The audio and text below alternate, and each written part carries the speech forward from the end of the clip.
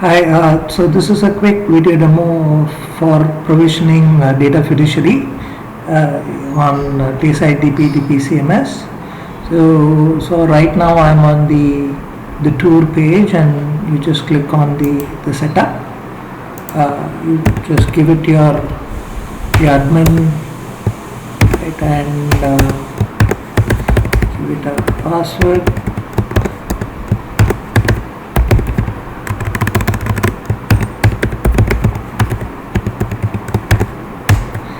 From your password, you are done, right? So once it's done, I log in into the admin console.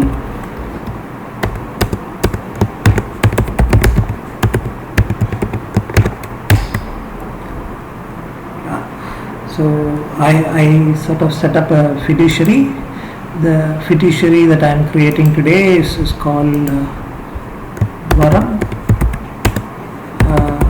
I give the email ID, contact email ID for the data fiduciary, give the domain, primary domain, and also the consent domain.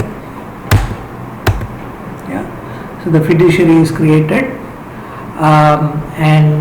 so now you need to define something called apps. Apps represent your internal application within the organization that either is used for gathering consent from the data principals, or it could be even a data processor. Data processors are maybe separate apps that would need to validate the consent, right? So from a system standpoint, what you need to do, you need to define them as apps. So for example, I will now create an app called, let's say, Varam. Let's say there is one that I'm creating for Varam consent, right? So this again is this one. It's for gathering consent, right? So I can also have another app called Varam, let's say DP. This is for, let's say, processing your customers' data, right? So you define that, say, and you can also provision the DPO for our Varam. Let's say now I'll provision somebody called Varam DPO, call it DPO at varam.in, give it a password,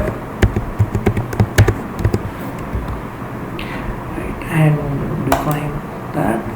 I also have a Varam DPO now. You can actually generate a recovery key for that DPO and hand it over, copy and share it with the DPO, just in case if they lose their password. You can hand it. They can use it for logging back into the system. So now once it's all done, so we will also generate the API keys for the apps that we created. So there is an API key here. I'm selecting Varam, and let's say for the Varam consent app first. Okay, gathering consent. So if you see here, the consent app will need read and write privilege. So I generate key.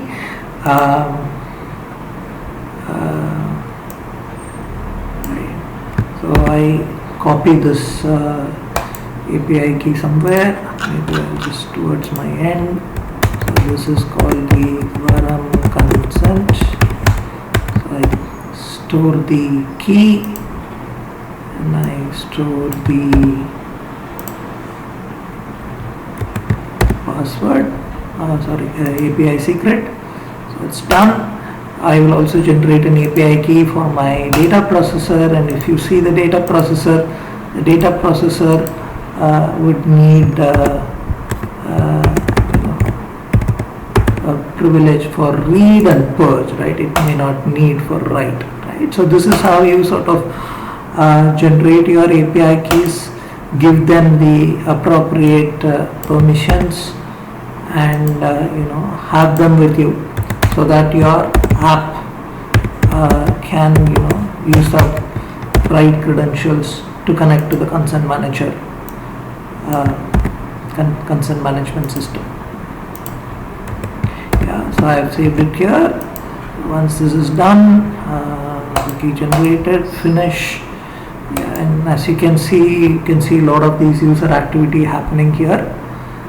Yeah, that's pretty much about provisioning a new data fiduciary. So we created apps that connect to that fiduciary. We also created credential for the DPO, and also created API keys for the apps to connect with the consent manager. Yeah, hope this was helpful. Thank you.